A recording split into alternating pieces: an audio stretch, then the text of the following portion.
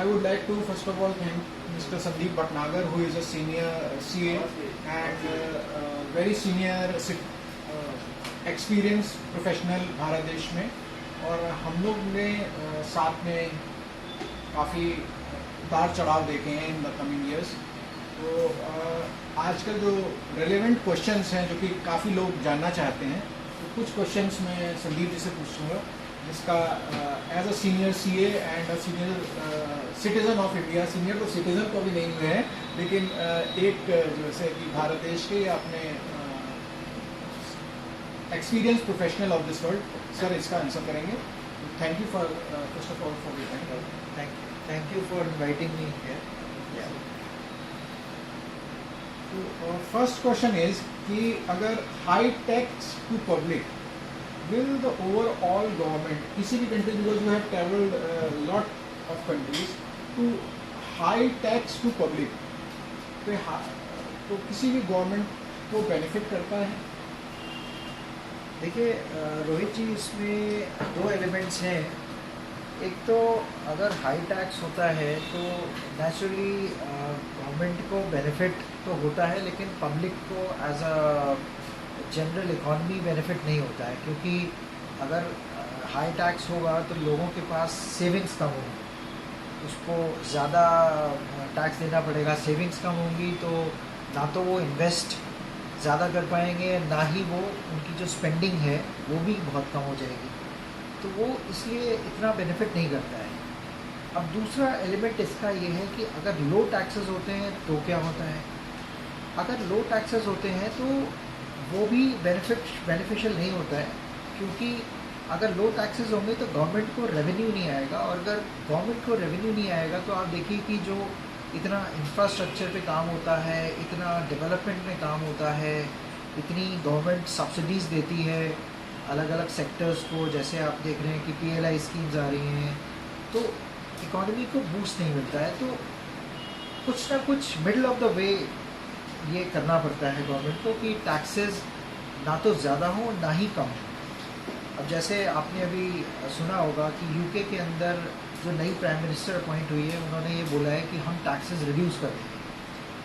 अब वो उन्होंने नेचुरली जब इलेक्शंस हो रहे थे, जब उनकी कैंपेनिंग चल रही थी, तो उन्होंने ये इसीलिए बोला कि ताकि उनको ज़्यादा से ज़्यादा वोट मिले और वो इलेक्ट हो जाएं। अब उसका इम्पैक्ट ये होगा कि आगे जाके जो कंट्री है उसको सफ़र करना पड़ेगा। आज की डेट में तो उनको बेनिफिट हो गया, वो इलेक्ट हो गई, और जो पब्लिक है उसको भी खुशी हो गई, खुशी मिल गई कि भाई चलो ठीक है, हमें टैक्सेस कम पे करने पड़ेंगे आगे जाके, लेकिन अल्टीमेटली वो इकॉनमी उसमें सफ़र करती है इन द लॉन्ग।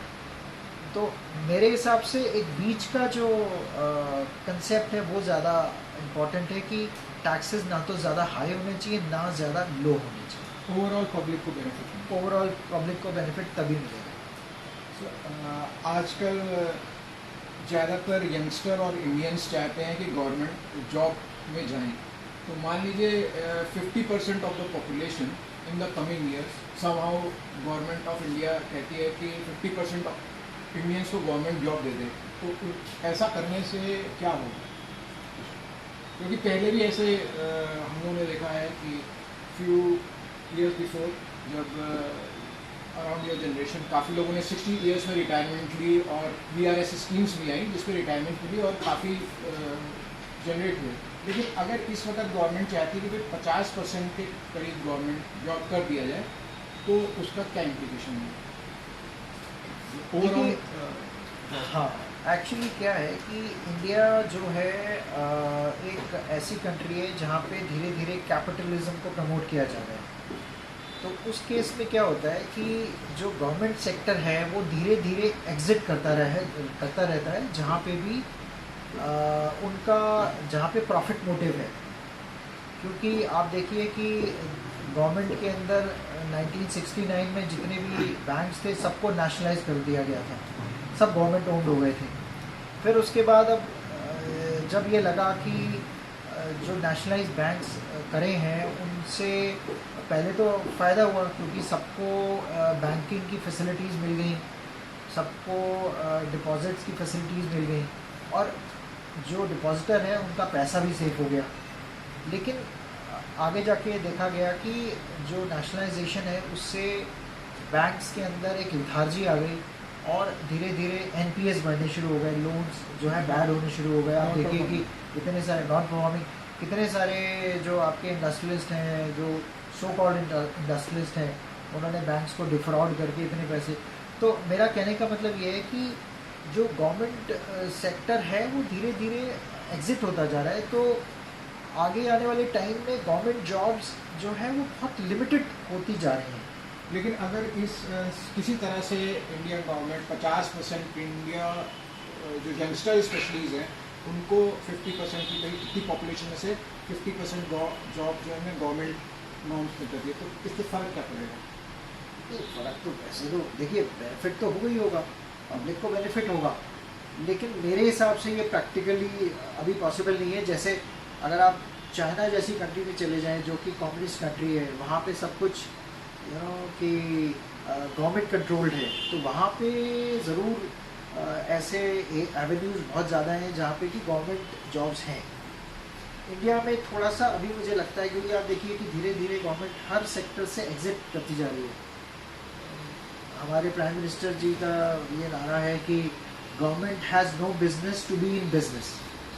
तो काफ़ी धीरे धीरे लर्नेड प्राइम मिनिस्टर हैं और हाँ। उनके टेन्योर में काफ़ी बेनिफिट्स भी हैं।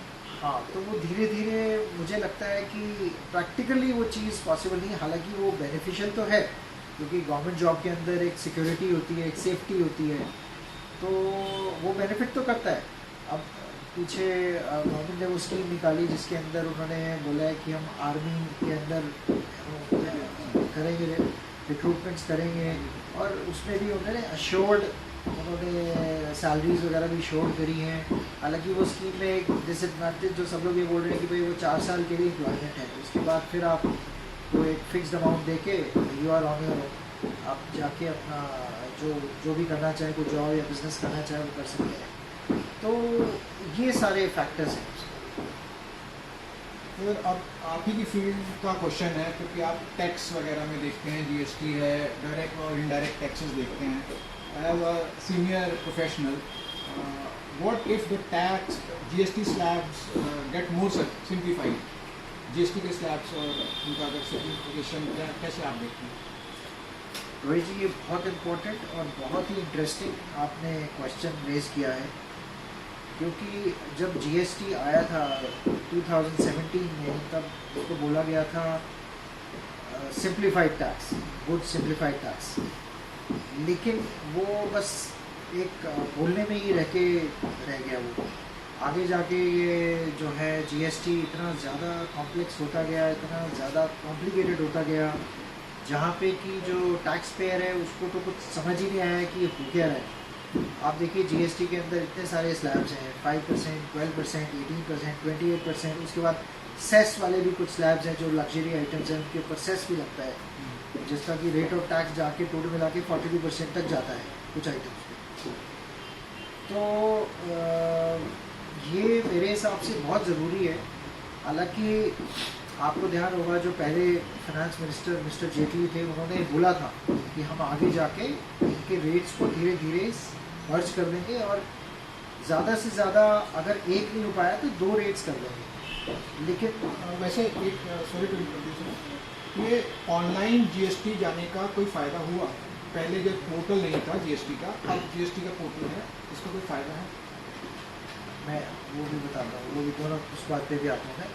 तो जो पहला हम क्वेश्चन कर रहे थे कि सिंप्लीफाई तो ज़रूर जीएसटी को करना चाहिए, और इनफैक्ट जो जीएसटी के और भी रूल्स हैं, जैसे कि आप क्रेडिट लेते हैं, उसको भी सिंप्लीफाई करने की ज़रूरत है। आज की डेट में इतना कन्फ्यूजन है कि किस आइटम पे क्रेडिट मिलेगा, किस पे नहीं मिलेगा, किसको मिलेगा, किसको नहीं मिलेगा, इसके अंदर बहुत टैक्स पेयर्स जो है उलझ के रह जाते हैं। तो ये सारी चीज़ें बहुत कॉम्प्लिकेटेड हैं और इसको सिंप्लीफाई करना चाहिए। इसके बारे में हमारे इंस्टीट्यूट ने भी, institute of chartered accountants of India ने भी कई बार मेमोरेंडम दिया है कि इसको थोड़ा सिंप्लीफाई किया जाए, क्योंकि हमारे पास खुद टैक्स पेयर्स की रिक्वेस्ट आती है कि सर ये हमें समझ नहीं आ रहा है किस रेट में जाएगा, किस रेट में नहीं जाएगा। तो ये सिंप्लीफाई करना बहुत ज़रूरी है। अब जो दूसरा आपका क्वेश्चन है रिगार्डिंग ऑनलाइन, ऑनलाइन तो मेरे हिसाब से काफ़ी बेनिफिट ये है कि पहले क्या होता था कि आपको अगर कोई टैक्स जमा कराना है, आप पहले बैंक जाइए, वहाँ पे चालान फिल कीजिए, फिर आप चेक दीजिए उनको, फिर वो चेक क्लियर होगा, फिर आपको उसका क्रेडिट मिलेगा। आज की डेट में क्या होता है कि कई बारी हमने अपने ऑफिस में भी देखा है कि मान लीजिए किसी को जीएसटी पे करना है, उसकी लास्ट डेट 20th है, हर महीने को 20th को जीएसटी पे करना होता है। कुछ डेट्स 24th की भी होती है, कुछ की 20th भी होती है। तो उसके अंदर क्या होता है, मान लीजिए किसी का जीएसटी की लायबिलिटी काफ़ी ज़्यादा है और उनके पास फंड्स नहीं है उस समय, और फंड्स मान लीजिए 20th को आते हैं उनके पास, तो ऑनलाइन फैसिलिटी होने की वजह से वो सीधा 20th को भी पे कर सकता है, जो फैसिलिटी पहले नहीं थी। पहले क्या था कि आप अगर आपके पास अगर हम पहले की सिनारियो को डिस्कस करें, अगर 20th को पेमेंट आई है तो आप फिर बैंक में जाएंगे, आप चेक देंगे तो आपका डेट निकल जाएगी, आपकी पेनल्टी भी लगेगी, इंटरेस्ट भी लगेगा। तो वो एक फैसिलिटी मेरे हिसाब से एक ये एस्पेक्ट तो इसमें है कि बेनिफिट हो गया है। और धीरे धीरे इन्होंने काफ़ी चीज़ों को सिंप्लीफाई कर दिया है कि आप एक स्टेट का दूसरे स्टेट में भी जीएसटी ट्रांसफ़र कर सकते हैं, आपको ये एक फैसिलिटी भी इन्होंने कर दी। आपका एक्सपीरियंस काफ़ी ज़्यादा है, इंटरनेशनल एक्सपीरियंस जो है, तो काफ़ी कंट्रीज़ में फाइलिंग जो है वो कंपलसरी है कि हाँ, अगर आप किसी भी प्रोफेशन में हैं तो या कुछ भी कर रहे हैं तो आपको फाइलिंग ज़रूरी है। तो अगर इंडिया में भी ऐसा कुछ हो जाए कि सीए के द्वारा या जो भी यहाँ के इंस्टीट्यूट्स हैं, CWA, CS प्रोफेशनल्स हैं, उनके कंपलसरी, तो क्या इससे क्या अगर बेनिफिट या क्रॉस या कॉन्स इसके क्या हो सकते हैं? हाँ देखिए, आज की डेट में आप देखें कि जो बहुत सारी ट्रांजैक्शंस हैं जिसके अंदर पैन जो है मैंडेटरी कर दिया गया है, लेकिन पैन बनवाने के बाद आपको ये मैंडेटरी नहीं है कि आपको रिटर्न फाइल करना है, टैक्स रिटर्न फाइल करना है। बहुत सारी कंट्रीज़ में ये रूल्स हैं कि आपको रिटर्न फाइल करना मैंडेटरी होता है। अगर हम इस तरीके से देखें कि अगर कोई पैन बनवाता है इंडिया के अंदर और उसको अगर रिटर्न फाइल करना मैंडेटरी हो जाता है, तो उसके पास एक रिस्पॉन्सिबिलिटी आ जाएगी कि वो अपनी इनकम को डिक्लेयर करेगा, और अगर वो अपनी इनकम को डिक्लेयर करेगा तो कहीं ना कहीं गवर्नमेंट को ही बेनिफिट होगा, उसका रेवेन्यू भी बढ़ेगा और एक डाटाबेस भी आएगा। क्योंकि अगर कोई रिटर्न फाइल करेगा तो वो अगर उसकी इनकम टैक्सेबल लिमिट को एक्सीड कर रही है, कहीं ना कहीं वो टैक्स पे करने के लिए लायबल है, तो वो उसको ज़रूर पे करने की कोशिश करेगा। वो ये सोचेगा कि मैं अगर टैक्स नहीं पे करूँगा तो मेरे को कहीं ना कहीं प्रॉब्लम आ सकती है। तो ये अच्छा आपका सजेशन है, ये गवर्नमेंट को कंसिडर करना चाहिए। इससे शायद जो पार्शियलिटी है बिटवीन द टैक्स पेयर और टैक्स पेयर को भी शायद बेनिफिट हो जाए कि हाँ, उसने क्लियर टैक्स पे करा है। बिल्कुल बिल्कुल, टैक्स पेयर को भी बहुत बेनिफिट होगा, उनकी एक रिकॉर्ड मेंटेन रहेगा, वो कभी भी कोई उनसे पूछता है तो बता सकते हैं कि भाई हमने रिटर्न फाइल करी है। फिर आजकल बहुत सारे बैंक्स जो है लोन रिटर्न्स के बेसिस पे करते हैं, आपको उनको रिटर्न दिखानी पड़ती है। बेशक आपकी रिटर्न कम की है या कितनी अमाउंट की है उससे मैटर नहीं करता, क्योंकि वो रिटर्न के बेसिस पर ही वो लोन अप्रूव करते हैं आपका, तो वहाँ पे भी टैक्स पेयर को काफ़ी बेनिफिट है। One of the last question ये है कि अगर प्रैक्टिस ऑफ प्रोफेशनल्स जो आपने देखा है कि लॉयर्स, सीए, इंजीनियर्स या जो भी डॉक्टर्स वगैरह होते हैं, तो as a fraternity, as a senior professional आपने प्रोफेशनलिज्म, जैसे हम लोग बिलोंग टू जर्नलिस्ट भी हैं और जो भी प्रोफेशनल क्लास में बिलोंग करते हैं, उनसे जो है how does it help the public कि हाँ, ये टैक्सेस और connection between the professionals, laws and taxes and techniques, ये किस तरह से बेनिफिट करती है थ्रू द प्रोफेशनल व्यू? क्योंकि कई लोग ऐसे हैं जो कि प्रोफेशनल नहीं होते, वो भी इस फील्ड में आना चाहते हैं, तो बीइंग अ प्रोफेशनल इसमें क्या बेनिफिट्स हैं? देखिए, बीइंग अ प्रोफेशनल काफ़ी बेनिफिट है, बिकॉज मैं तो ये मानता हूँ कि अगर आप प्रोफेशनल हैं तो आप एक मैनकाइंड को, एक कम्युनिटी को, एक अपने कंट्री को सर्व कर रहे हैं, आप कुछ ना कुछ सब लोगों को सर्विसेज प्रोवाइड कर रहे हैं, whether you are a CA, whether you are a doctor, whether you are engineer, क्योंकि आपने एक स्पेशलाइजेशन अटेन करी हुई है और उस स्पेशलाइजेशन से आप लोगों को सर्विसेज देते हैं। बेशक आप उसके लिए चार्ज करते हैं, naturally to survive in this world you have to earn money, that is something very important. तो इसलिए मेरे हिसाब से प्रोफेशनलिज्म का बहुत एडवांटेज है और ये हमेशा रहेगा। पीछे बहुत सालों पहले भी था, आज भी है और आगे आने वाले टाइम्स में भी रहेगा। Thank you so much for giving your precious time to people who are watching this video, क्योंकि this videos काफ़ी क्वेश्चंस ऐसे थे जो शायद किसी ने नहीं पूछे थे एंड वी हैव डिसाइड कि हाँ ये क्वेश्चन सर को आंसर करेंगे of his seniority and experience, and I hope कि इससे काफ़ी लोगों का बेनिफिट होगा। Thank you for your time. Thank you so much.